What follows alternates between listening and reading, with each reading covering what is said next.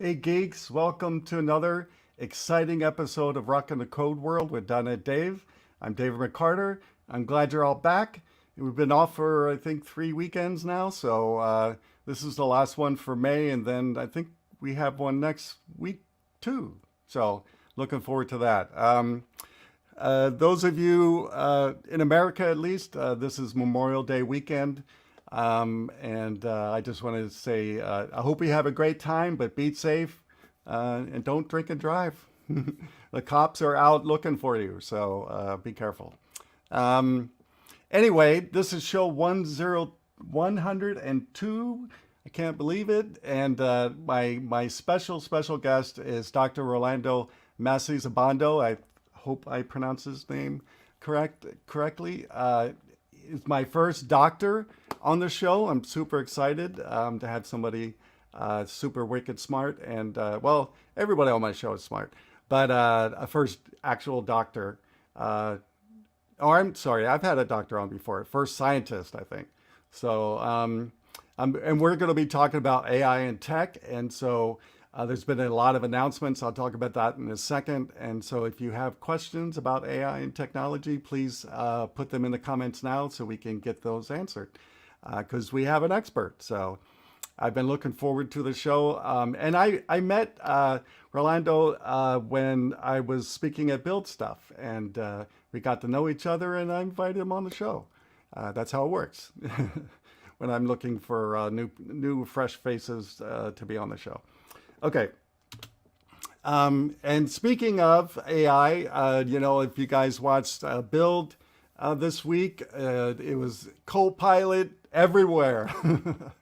After a few hours, I'll show you in a second, but it looks like Microsoft is putting Copilot in freaking everything.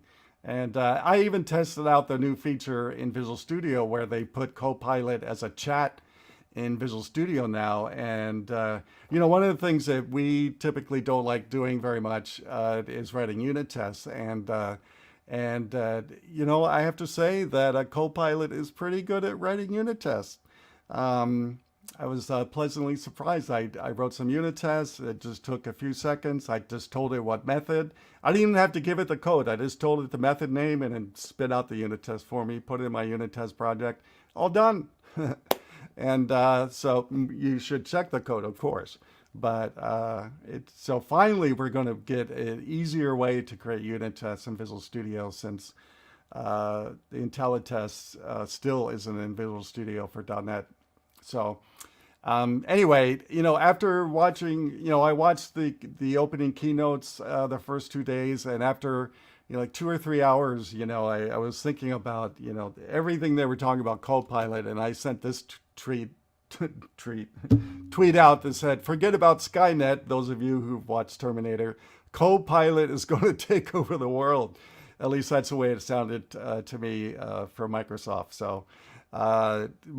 Copilot's coming to a product near you, including the OS. I really want to go back and watch the session about the brand new OS and machines they're creating to run AI for your OS.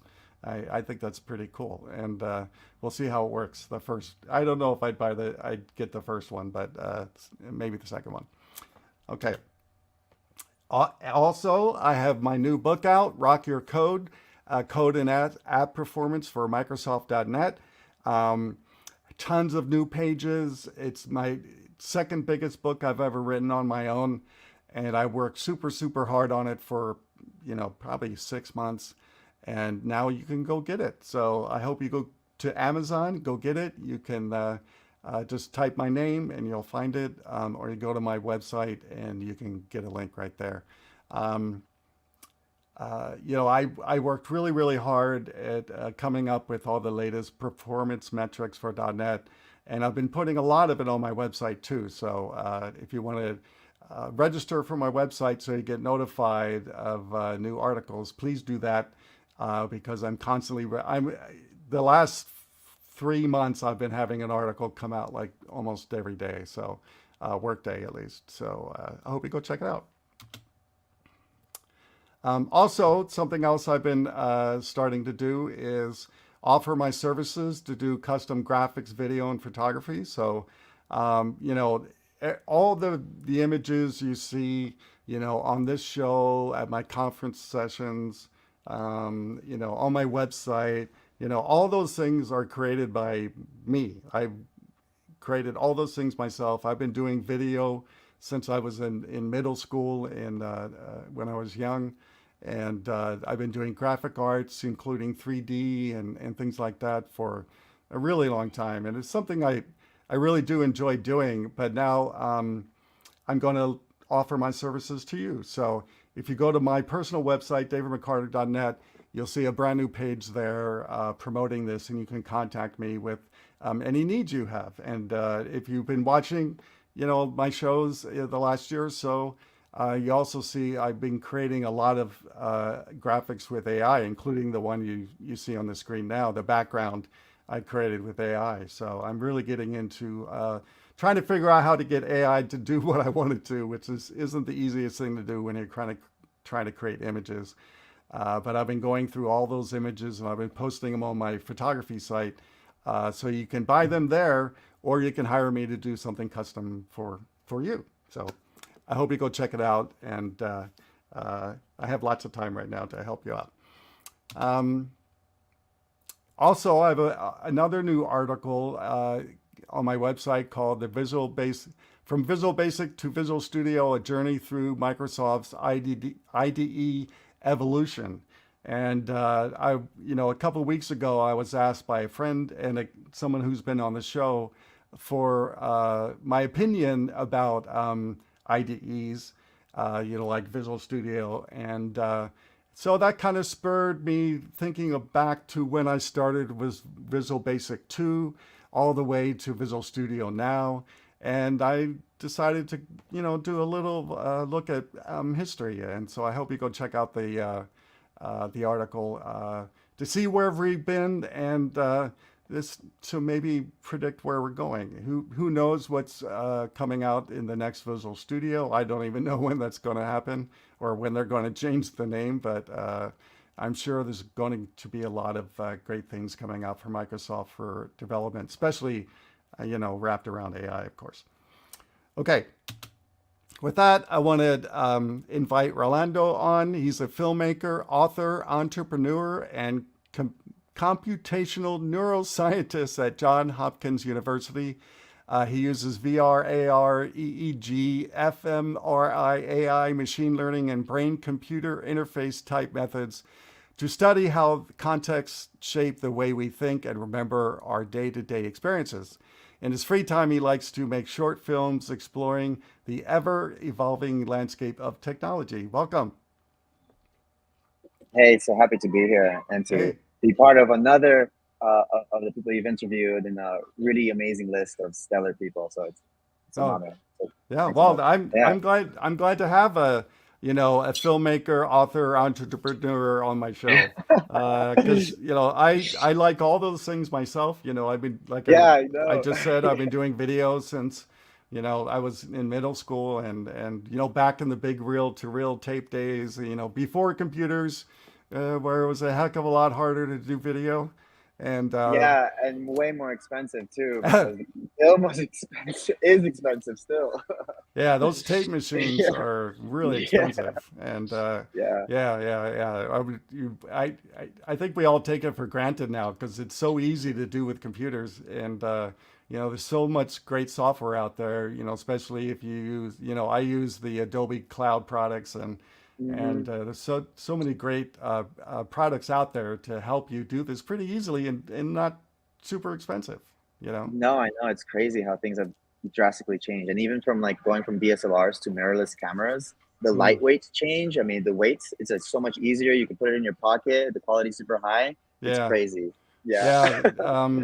Right when COVID started, I bought my first mirrorless DSLR, Oh, nice. And Which one? I do Nikon. I can't remember the model number, but I really like it. It's you're right. It's lighter. yeah, and I need less weight because my lenses weigh so much. You Oh my know. God, yeah. I'm telling you, yeah.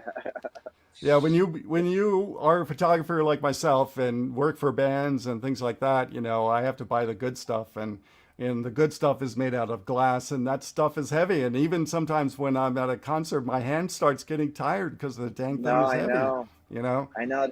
Yeah, that's why they built these like for like this for steady cams. They built these like rigs that you wear on your back so that Yeah, it's just so heavy to carry everything. yeah. Yeah, So, yeah. I used to uh, be a drummer, so I totally understand like the issues of like taking gear to drummers gigs and have it the stuff. worst, right? Yeah, Because yeah. it takes so long to set up drums. For me, Oh I can man, I can be set up in 2 minutes. yeah. But No, yeah. drummers, just take a long Even time. even Like, though I don't drum as much anymore, I still carry my tuning key just in case, because you never know when you might be needed to drum for someone. yeah. I watched a video once on how they what it took to set up the drums for Neil Peart of Rush, right? Because Ooh, Neil Peart has got one of the biggest drum sets ever he tours with, right? And a beautiful piece of art. yeah, and I watched how they set that up and just all the work it takes to get that thing set up every show. Then Ah, you have to mic it, and I know they've done a lot of things, the last 20 years to make that easier, but still, it's a lot of work. yeah, no, my brother and I have three brothers, but one of them is also a drummer, and we were tired of carrying so many drums. So what we did is that we took the floor tom, and then there's like the special equipment that you can use to convert it into a kick drum. So you just Mm, kind of flip it on its side. yeah. You change the tuning a little bit. So we just had to take the floor tom, a snare, hi hat, um, sometimes like a crash, but mostly just Mm, like a ride cymbal because we were mostly jazz drummers, and that's mm, all you need. That's yeah, all you need. yeah, yeah. So, anyway, how are you doing since I saw you build stuff? Well, so I'm settling into my new postdoc position. So for those that don't know how like the academic trajectory works, you start your PhD or you do a master's and then you do the PhD or both at the same time. And then after that, depending on the field that you're in, you either can go and start as a faculty member at some university, or you do, which is the case now because like there's not that many faculty jobs available, depending on the field. You end up as a postdoc, which is like postdoctorate, and then you're Mm, you're in that like sort of intermediary space for like 2 to 5 years, depending on like the sort of risk of the projects that you're doing. Because if it's a mm, risky project, then it's going to take a longer time because there's more potential for failure. And yeah. then after that, you go and become a professor. So I'm now in that little In kind of between. limbo zone. Yeah. So, is your But I'm is your enjoying it. goal to be a professor? Is that what you want to Ooh, do? it's a $1 million question. I actually don't know what I want to be yet. Mm. As you can tell from all the stuff that like I'm interested in, it's kind of hard to like settle on one thing. If I had if I was an octopus and had a bunch of arms, I'd try to do it all. Yeah, But yeah. as my mom You likes to can't do it. say, Yeah. yeah, jack of all trades, master of none. But my response, uh, not master of all trades, but pretty good at some of them. Yeah. I'm mediocre, mom, and everything, right? Yeah, I know. And I'm okay with that. It's like, yeah, it's like the languages that I speak, 'cause I can speak a few. My grammar sucks, but when I speak to someone that's like fluent, they understand what I'm saying. And Mhm. for me, that's like, if I can pass that bar, then like, okay, I can survive in the country. I'll be Yeah. okay.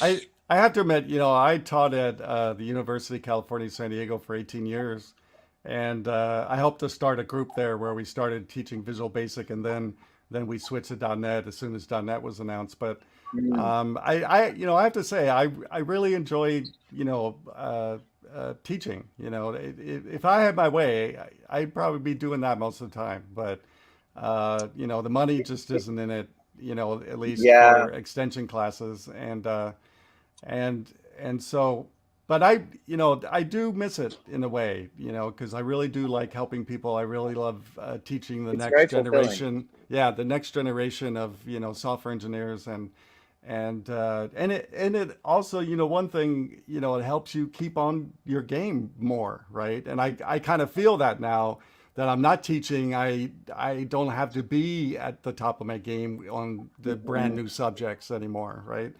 And Yeah. so I have to find other avenues to, teach myself that, right? Because Yeah. I used to teach classes that I didn't really know the subject, right? And I did that on purpose, right? To force So you, myself. yeah, yeah, Right, right, yeah, right. I know what you mean, yeah.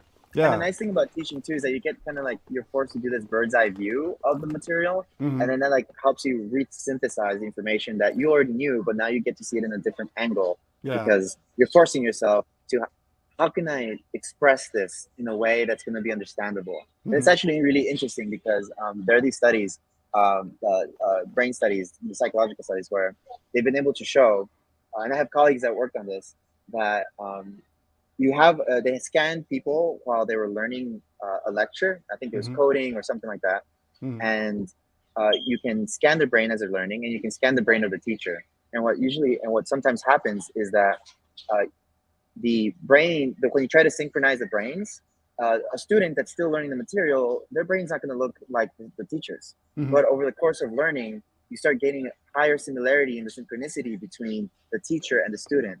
Yeah. And like Yeah. that's what you want. If you Hmm. understand what someone else is saying, your brains are going to be synchronized. Right. And that's like such a beautiful thing. Like the things you start looking more similar, the more in tune and the more you vibe, Hmm. whether it's like emotionally or through knowledge, like teaching. Right.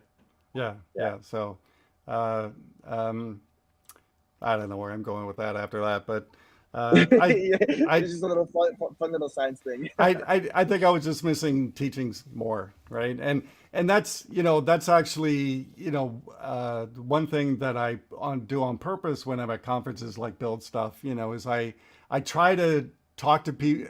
One of the things I always recommend people when they go to a conference is talk to people you don't know, right? Yeah. Because that's the way you get all different ideas, not just the ideas in your little bubble, right? Hmm. And especially now that I don't teach anymore and I don't run a user group anymore, I love talking to the developers, especially the younger ones, because that's how I stay in touch on what their needs are, what they're struggling with, stuff like that, right?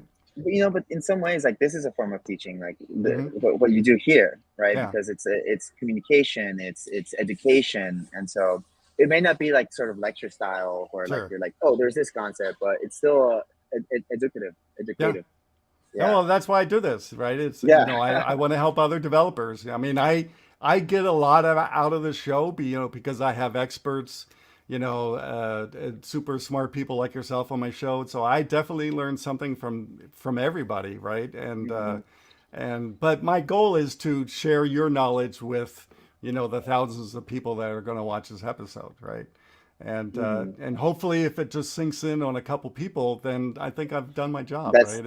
yeah, yeah. It, it's that's the for a long time now. The tagline for my website is improving software development one developer at a time, right? Hmm. Because even when I speak in front of people, if I reach one person, then I feel I succeeded, right? Yeah, Just one yeah. person. That's all I need to reach. I don't need to reach everybody, the hundreds of people in the audience. Just one, right? That's my Yeah, and goal. like, and when you think about it, like one person is actually incredibly multidimensional. Hmm. That person has experiences, as prior knowledge, has friends, family, maybe a job or like an experience, and like Oh, your audio cut out. Uh-oh. Oh, there you go. There you go. that was like I was getting a call. And, like, Oh, oh, I interfered. got it. Oh, hey, What everybody, was I he's at saying? Starbucks. If Oh you yeah, hear a no, it's lot because of if you background go noise, he's at multidimensional, Starbucks. so then it's just oh gosh, did it disconnect? Hold up, I can hear you, but I don't know if you can hear give me one me. second. Do you hear me now? I hear you. Yeah. Okay, Do you hear yeah. me? Okay. Yeah, I can hear you now. Well, the point is, I was just gonna say that affecting one person feels way more significant than just saying one person because it's like if you like try to subdivide that one into a continuous like one, it's like infinitesimally like infinite. Right. It's and Yeah. it's beautiful. Yeah. Yeah, because if I can affect one person, then that person's going to affect multiple people, right? And then and so on and so on.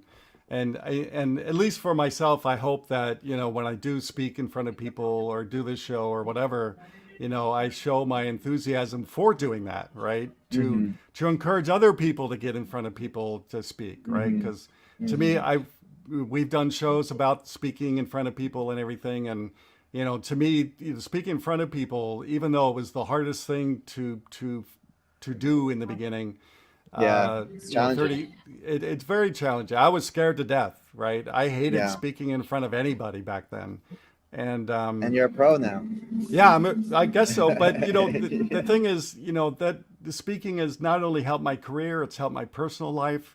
You know, it's just helped in so many ways that, you know, I just can't say enough that, you know, you all need to go learn how to speak in front of people. Even if it's just your team, which people don't like to do that either, you still need to get your ideas across, right? Especially as a software engineer. What's that? Isn't there like a type of community called Toastmasters where they Yeah, like practice? Toastmasters. Yeah, I really want to start doing that because I feel like you that's should. gonna Yeah. I feel like that's a great way to go past like performance anxiety Hmm. and like practice speaking.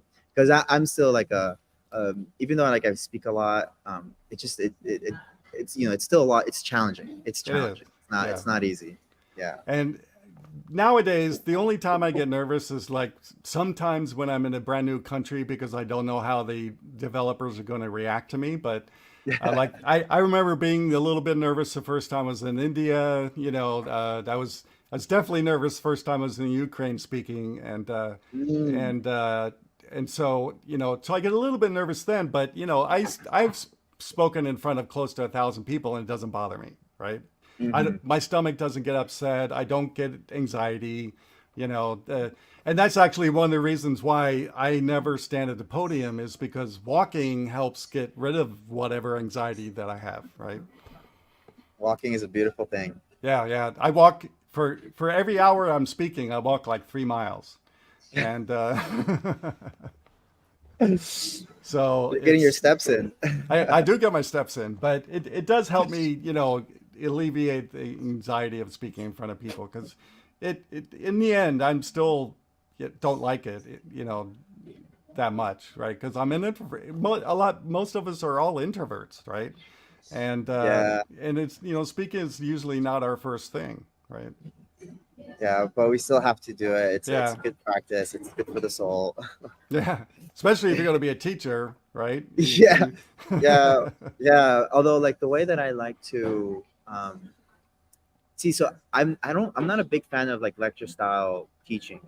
Actually, I really enjoy project based learning.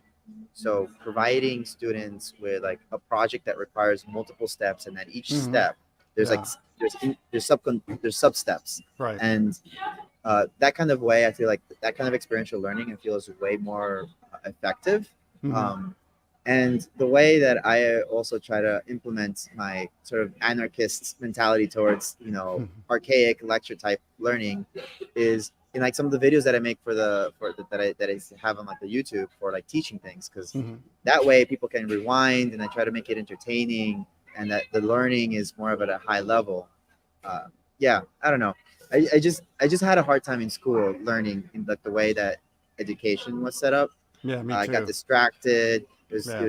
I couldn't focus. It was very difficult. I'm not saying like, oh, I prefer one on one or I prefer Zoom or anything like that. No, I think it's not everybody can process information in the Yes. same way, and Yes. so it's I didn't have a great time. It was very challenging. So that's why I'm like more of I've like since I do so many of these crazy weird things, it's all projects, Hmm. and I've learned, and I continue to learn with every project. Kind of like how you like to meet someone you've never met before, Hmm. or teach a class you've never taught before. Same with like the projects that I do. It's not, Hmm. or although more recently I started to try to like if there's like a sort of delta of novelty, it needs to reach some threshold for me to do it. But I'm trying to have more overlap now. Hmm. Otherwise, my time management gets completely messed up because it's too much novelty, and it's too much to do. Yeah. But if there's enough overlap, then like I can overcome the activation energy to start, and the learning that I get to do is building on top of something I've already learned.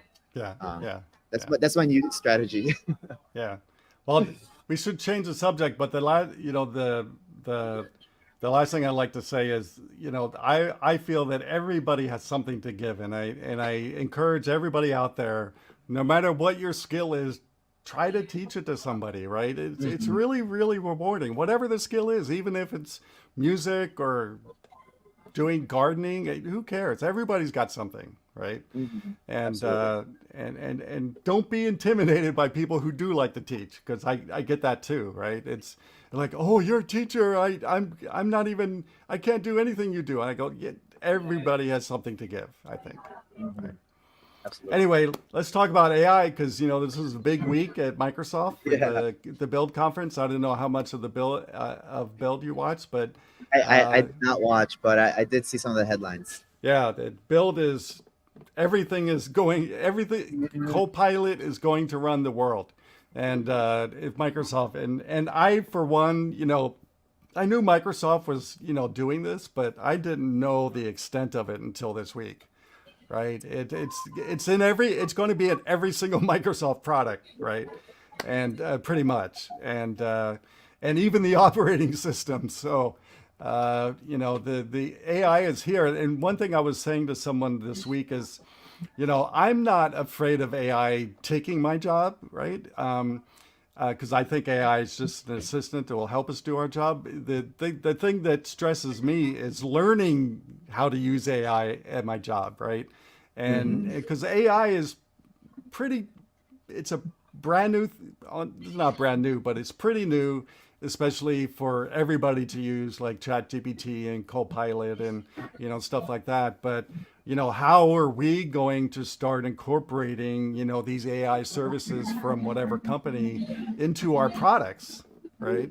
And because everybody's going to want that. I mean, you see commercials on TV. Actually, my new TV that I bought, it says it's an AI TV. I have no idea Oh what my it's God. talking about. I Buzzword know. TV.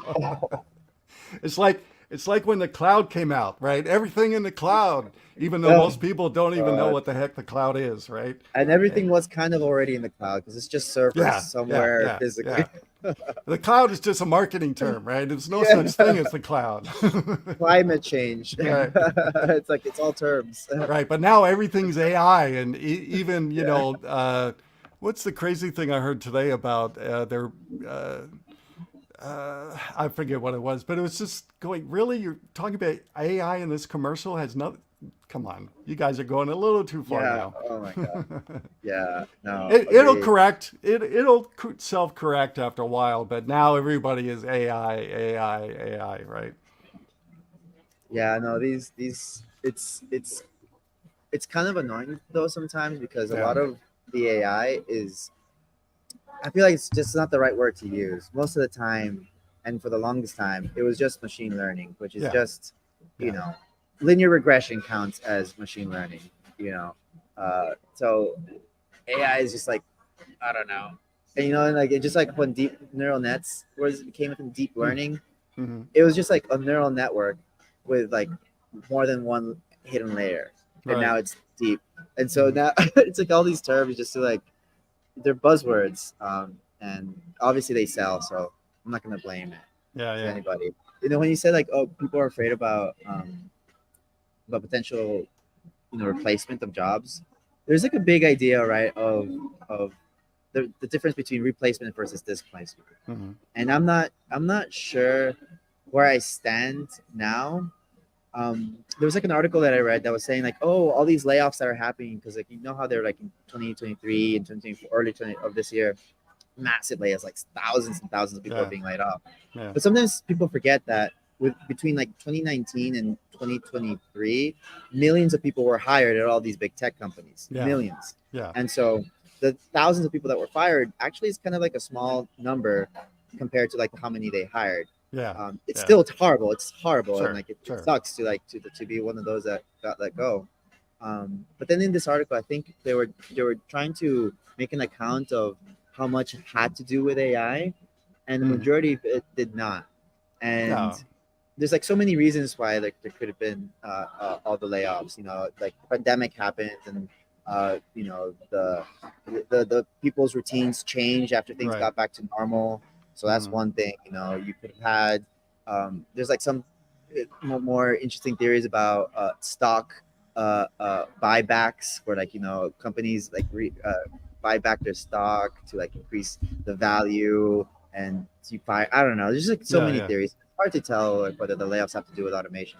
But there's one interesting thing. There's Ted Chiang. He's the author who does tons of sci-fi, tons of really cool short stories, and one of his books turned into the movie Arrival. Mm. So he was at a podcast and he was saying how that he doesn't think what when people say they fear AI, he thinks it's not really fear of AI because of AI. It's really fear of capitalism Mm. and Yeah. what AI might mean because of a capitalist system. Now, I'm not here to like talk about like economics and like like oh what should we do, capitalism, socialism. But it's an interesting thought. Hmm. Um, it's an interesting thought. Yeah. And I watch a lot of um, sci-fi shows. I just got done watching for the second time, I think, Travelers, which isn't on Mm, anymore, and that is heavily AI because everything is run by this AI machine in the future, right? And mhm. but I enjoy watching those shows because sometimes filmmakers know what's coming, right? And they put it in their movies and stuff. And so I like to think about, what these dilemmas are going to be in our near future, right? And I also like to watch older shows because I like to see if they got AI correct or not. You you know, know? there's like a Isaac Asimov in 19 was it 1984 or 1964 Hmm. It was a long or time something. There was ago. Yeah. it was like the World's Fair, and Hmm. he wrote an article in the New York Times with like multiple predictions based on what he had seen at the World's Fair, and some of them he nailed. Like he said by 2014, there was going to be fusion reactors are going to be factory factories are going to be placed all over the states. He's Sure. not exactly Hmm. off because they finally were able to crack, like I think it was like 2018, 2019, maybe 2020. Like more energy came off from how much energy was put in, and Hmm. so that was like a crazy prediction for him to do. There's other predictions about he thought that between I think it was DC and New York, or New York and Boston, it was just going to become a mega city, which is like kind of Hmm. like hilarious. Like, but he got that one wrong. But there's Yeah. like a Yeah. lot of Yeah. cool predictions. I highly recommend anybody that are curious to go and check out Isaac Asimov's predictions. New York Times. I'm sure if you just search it up, it'll come up. Yeah. Yeah.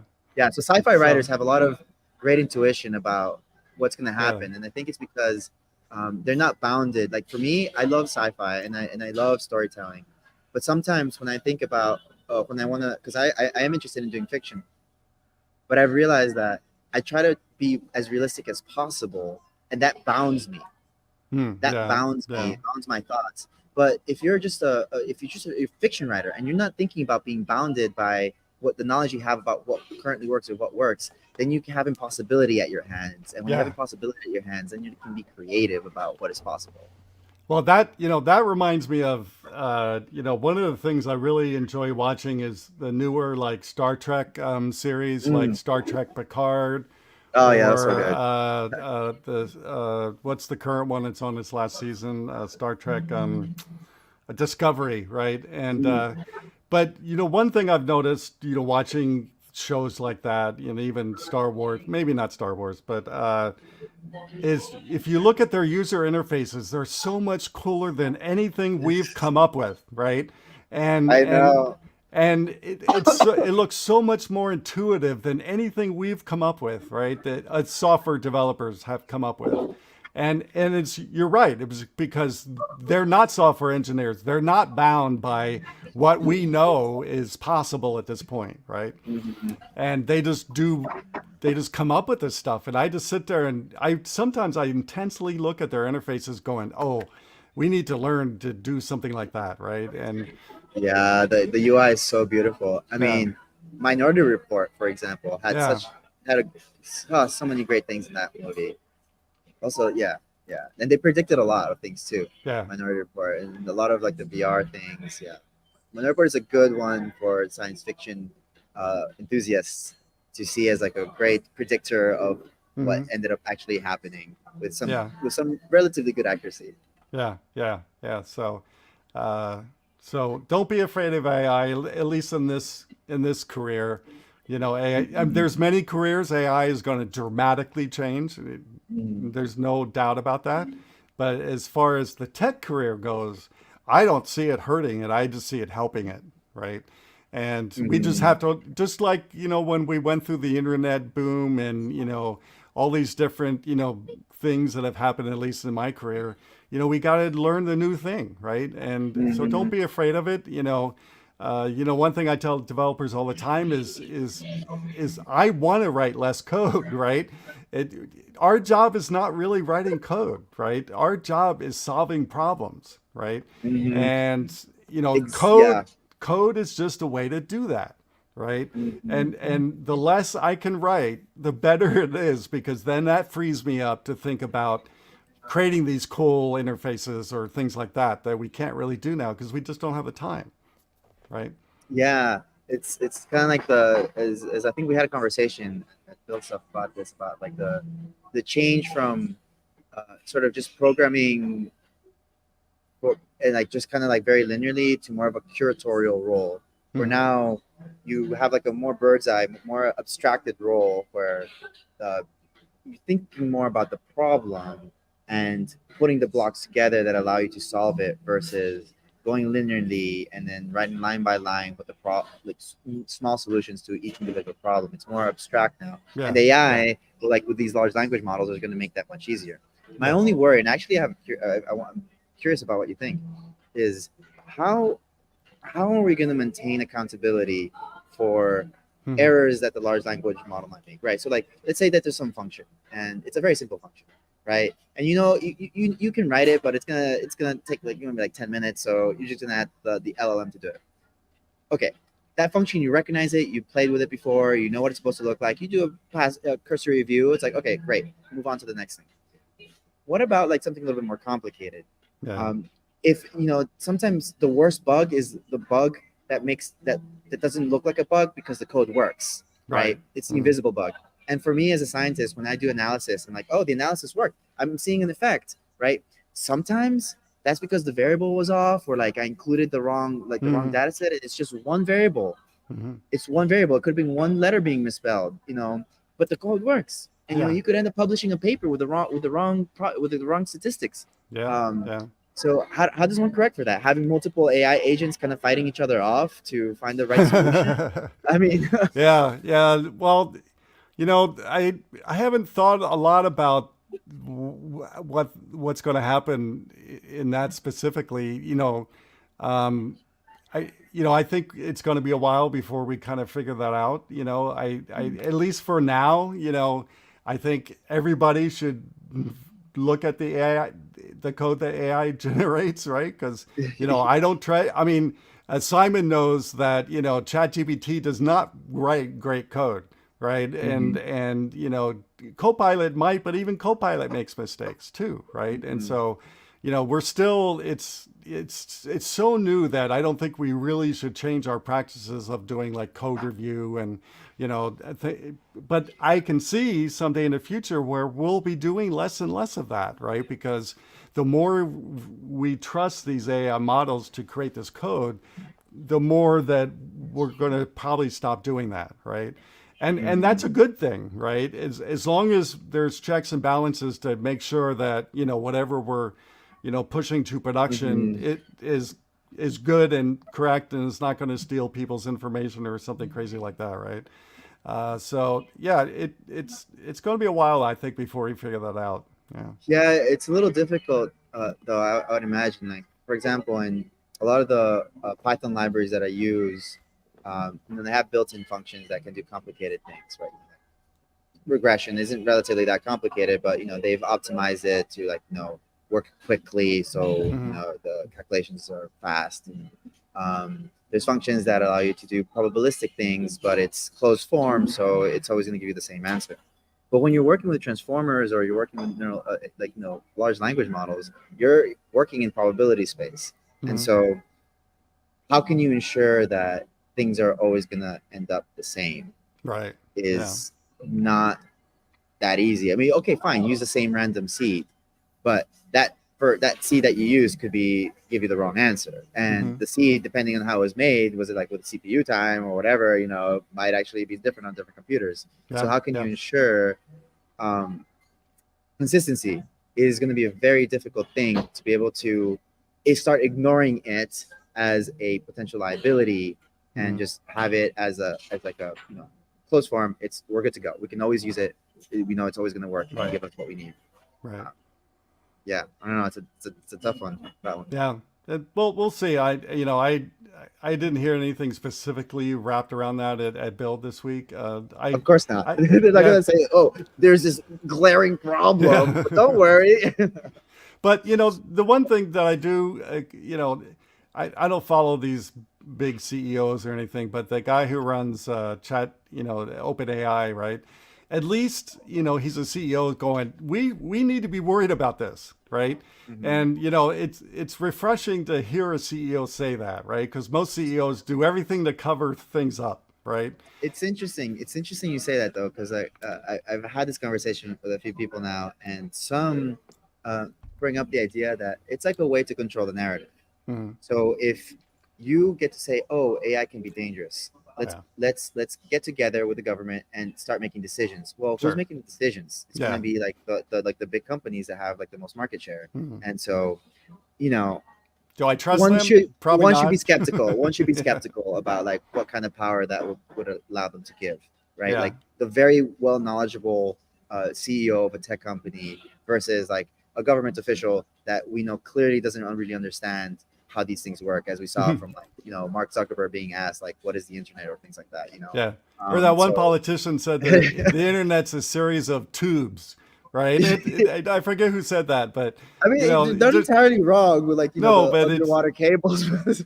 but yeah, having our lawmakers make decisions on stuff they clearly don't know about, they rely on these big companies, and the big companies Mhm. have their own motives, right? And we've seen this over and over again with the cigarette companies and stuff like that, where they just, they just bowl over our lawmakers because the lawmakers don't know what they're talking about, right? Mhm. And There's yeah, there's like a website that has it like tracks lobbying expenditure, hmm, and you can see as different trends change, like when global warming started becoming like a thing, you can see the lobbying, right, a little increasing lobbying for like from oil companies spending the most money. oh yeah, And yeah, I think, oh gosh, I don't want to give false stats, but like a recent chart that I saw, um, I think tech companies are spending more money than oil companies now, hmm, which I think was like a big change on the expenditure for lobbyists. I don't know. yeah. These are just interesting things. It's kind of like Google Trends. You get to see how different fields react, and the lobbying actually is quite significant because those are the people that try to convince lawmakers to change decisions and things like Right. that. So Right. And they have their own motives, right? And it's not yeah. necessarily art, that's going to help us at all, right? And so Mhm. I think, I was thinking when you said that it's still up to us to make sure that they're doing what they should be, right? It's the unsung heroes, I would say, that know a lot more than our lawmakers and protesting or writing or calling or whatever, but it's still up to us to make sure it's 100%. yeah. And actually, so since I'm like embedded in like the augmented reality and virtual reality space, the XR space, there's a nonprofit. It's the XR Guild, and what you just said is exactly like the main mission which is it's really hard to get people from the top to change things when like the incentive structure is very difficult, and it's very hard to get the masses to come together to try to enact change. So Yeah. the XR Guild is to get software engineers, developers, everybody that works at the companies to join this guild, make a promise to try to be ethical about their work, and create a community that helps people not feel like they're alone when like there's like a kind of cringy decision that's coming up. They can talk to each other, and I think like that might be one of the ways forward, right? Yeah. If we can't get the top and we can't get the bottom, let's start spreading from the middle. Right. Right. And so if anybody's listening here is interested, you guys should check out the XR Guild. It's a really great nonprofit with a great mission. Yeah. Yeah. So it's always up to us, but we're running out of time already. I can't believe it. Oh wow, that's crazy. I know. These shows go by way too fast for me, at least. But so before I let you go, what do you see coming out? That at least tech people are going to be interested in from AI in the next, in the near future, next couple of years at least. That's you're asking me to predict something incredibly difficult. I think one thing is probably going to be certain within the next at least 2 years or 3 years. So like our entire lives, like we have been augmenting ourselves, right? Like human, or not like the human entire existence, right? We went from like sharpening stones to then like having to create shelters to weather different weather conditions.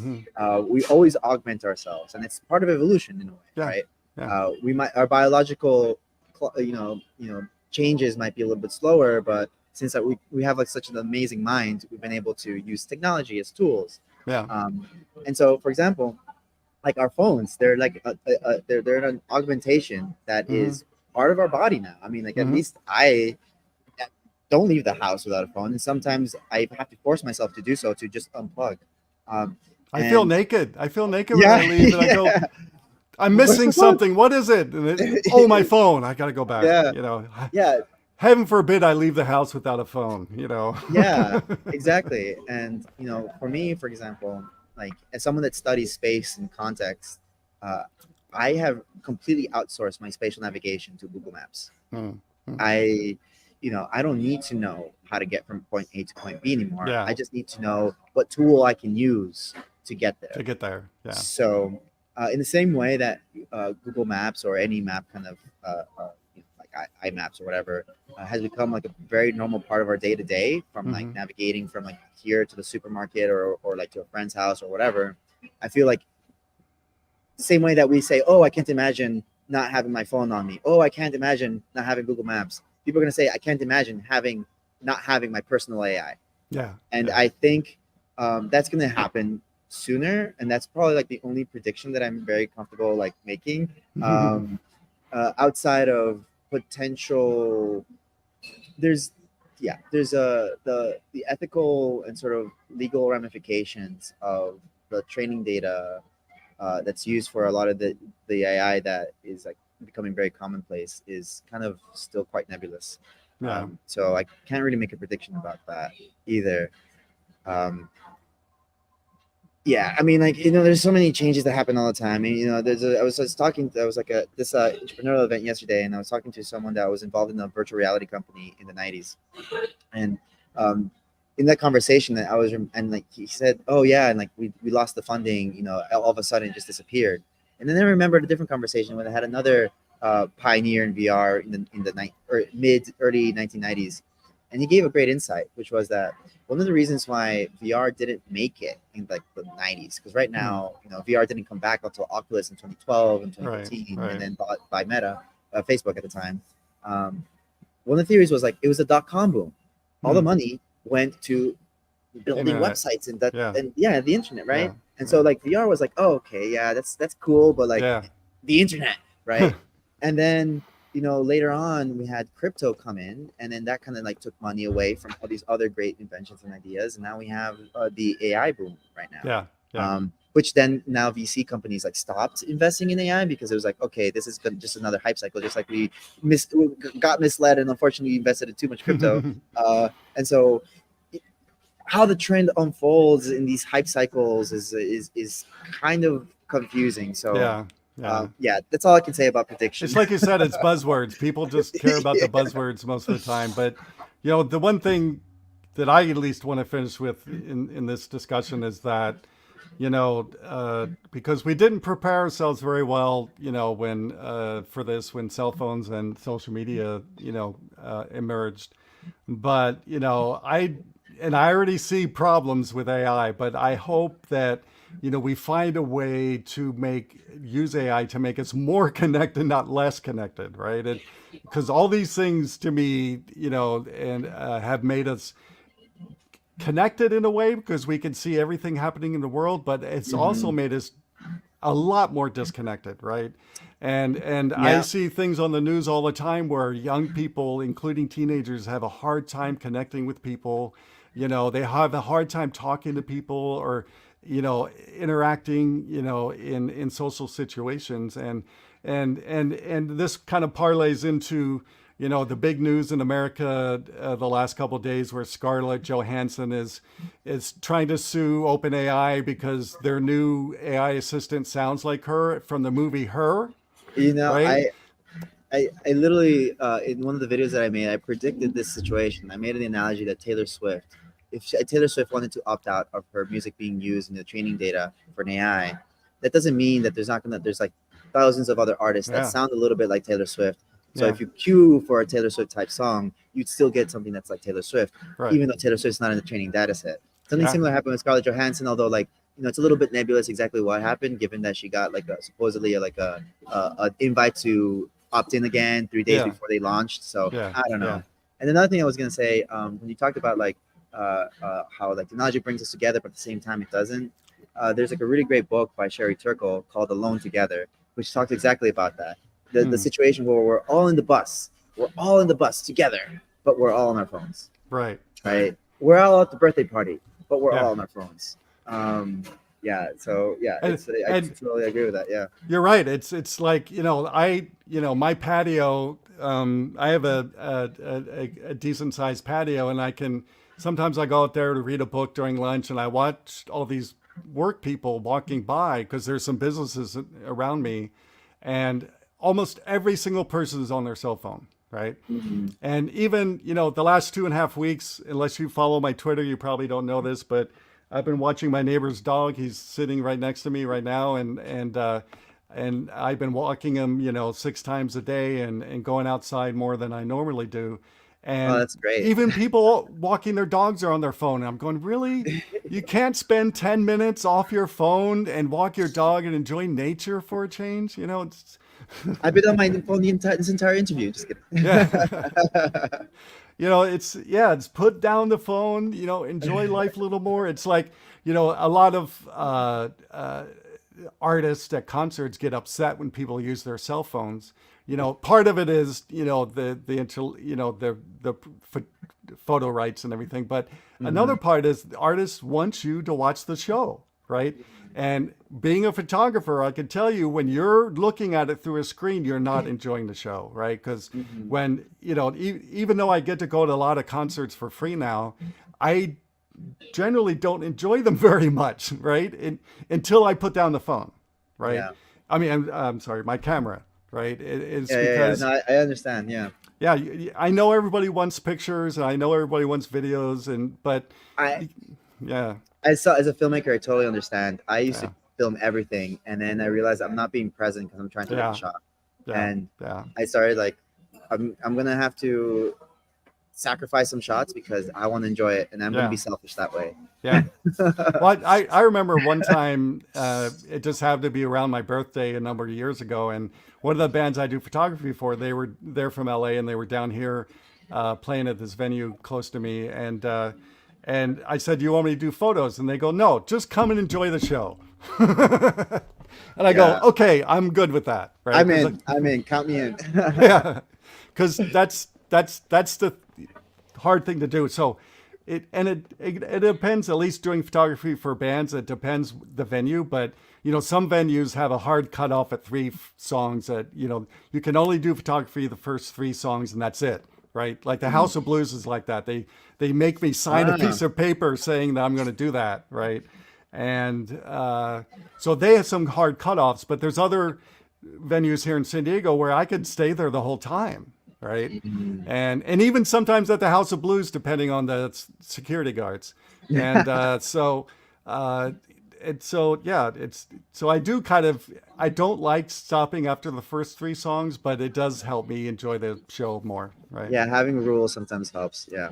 But the biggest thing I don't like stopping after the first three songs is generally I don't want to do the first three songs, right? Because that's when the band is warming up, right? Yeah. I want the band warmed up and sweating and, all that kind of stuff. And you can't get that in the first three songs That's most of the true. time. Yeah, when they're yeah. sweating, then there's like Yeah. reflections on their skin, and it's like a little bit more crisp. Oh yeah. Yeah. I enjoy the last three songs the best, right? Because that's when they're sweating, they're a little bit tired, they know the end is coming, but that's usually when they put on their best stuff is right at the end because they want you to remember them, right? The sprint on the last mile. Yeah. It's so. Anyway, I gotta let you go because Simon probably wants to go out and party or something, and we know it's late there. And so I really enjoyed you being on the show. I hope you have on again. I hope to be in the same city with you sometime so we can that would speak be at the same fantastic. event. That'd be great. Yeah. But we've talked a lot about stuff you do, but the one question I We can talk about I music. ask, I know. One question I ask everybody at the end is, what do you do for fun? So when you're not thinking about AI and the brain and things like that, what do you like to do for fun? I think I've been able to reach a point where like all the side projects that I do are my fun. So, Yeah. if it's like making a video about the future of robot rights or, learning about interviewing people about their AI companions or making music for like one of the videos that I'm doing, I try to optimize it so it's all together. So if I'm making a video, I love making music, but I never have time to. Sometimes I do jam with friends, which is like the best. Just no thinking, just straight up jamming. We Yeah. can suck. It doesn't matter. It's 'Cause, okay. we're just Yeah. there to have Have fun. Yeah. yeah. But when I don't have those moments and like I'm craving music making, then I go, oh, you know what? I'll just like make a little tune for like a little section in this video that I'm working on, and then so I try to find the fun in ways that like come together with all the other things that I do. Yeah. I know it's not me trying to work all the time, although it sometimes might Feels like it sometimes. yeah, but it is truly fun. So it would be like music. Oh, and sometimes actually one of my favorite things to do for fun is binge watching movies or TV shows. It starts not as binging. It starts as like I'm only gonna watch one, but then like they make the show so addictive now. I know. Then it's like, okay, I guess I can stay for another one. And before I know it, I'm curled up with a blanket and I've fallen asleep after Watching the like whole 6 thing. episodes. Yeah. I had to work a long time to get myself to stop doing that because sometimes I would watch like a whole series in like a couple days, right? I know, it's just so difficult. It's so difficult. Because then you have to wait another year, and then when it comes out the next year, you've forgotten the whole thing because you watched it too quick, and Oh gosh, it's like so difficult. Resisting that temptation is like once I've sat down, I'm like the gods have taken me. I have surrendered. Yeah. It's tough. I know it. Well, I hope you have a great rest of the weekend. I hope the weather is good for you back there, back east. And it's fantastic. Yeah, it's supposed to be nice on Memorial Day here, so I think people will be happy. But today and tomorrow is going to be kind of cruddy, but otherwise. But it is what it is, Yeah. Yeah. But have a great rest of the weekend. Be safe, and I hope to talk to you soon. Yeah, same. And thank you for having me. Okay, thanks. Well, that was a really great discussion. I don't know about you all. I didn't get to any of the questions that I had pre-written for Rolando, but maybe next time. So, but I'm really curious what you think about AI and how this is going to affect your job and as a software engineer or a tech person. So please reach out to me. I'll have an email at the end if you're new to the show. And let me know what your thinking is, because again, I want to write articles about these kind of things, but I want to know what you're thinking about and what you're worried about, maybe, or what you see as the future of AI and how it's going to impact your job. Maybe early retirement. I'd love that part. Speaking of starting new projects, I saw this. Somebody posted this on Twitter the other day. This is definitely, I think, most of us. You get a new idea, you start a project, you tell everybody, and then you go on and do the new idea, and you never finish anything. I definitely can do that sometimes, and actually sometimes I don't do new projects because I fear that's what's going to happen. But I thought that was funny. So if you have projects and you tell everybody, try to finish it.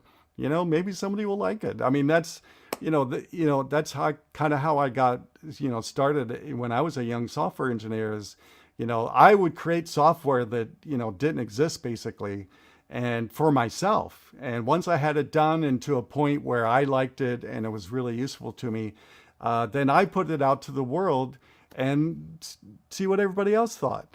And putting it out to the world has drastically changed since I started. But I used to sell software back in the mid 90s for $25 a pop for the software I was writing and I was selling. So put it out there and see what people think. You just might have a big hit on your hand. I mean, there's always these games that the fad games that come out that somebody sells to New York Times or something, makes a ton of money, but it's probably just something it's probably this. All right, as every week, please help me help the kids in the slums in Delhi, India. These are pictures from the last time I visited the Voice of Slum in Delhi. The kids really need our help, and Dave and Chandy, who's pictured here, do a wonderful job at not only getting the kids out of the slums, but feeding them, clothing them, teaching them, helping them learn a skill they can use to get a job when they get older. So they do a great job. Most everybody watching this show has the ability to give, so I hope you will go to the thevoiceofslum.org, and just donate whatever you can. And I know they will be really, really grateful for that. And I've met the kids twice now, and they're just such great kids, and they really deserve our help. So I hope you go to thevoiceofslum.org and help them out right after the show, which is going to be in like 1 minute. So next weekend, I have Jim Wilcox on. He was actually at Build, so hopefully we'll talk a little bit about Build next time. But I'm looking forward to seeing that. Jim's a great guy. He runs a group back where he lives. As always, please help your fellow human and go donate blood this weekend. America's in a huge shortage right now. I think I'm donating next week, and I'm over 20 gallons I've donated now. So I'm pretty proud of that. And so go help your fellow human, because you probably will need the help someday. I don't want you to need the help, but there's a really good chance of that happening. All right, so that's the end of the show. I hope to see you back here next week. As always, email your suggestions, including who you want me to invite on the show, to what do I have? dotNetDave@live.com. And if you have any comments about AI and about the show, please email me your comments, and I'll look into them and write articles or invite different people on the show. All right. Thanks so much, and I'll see you next week.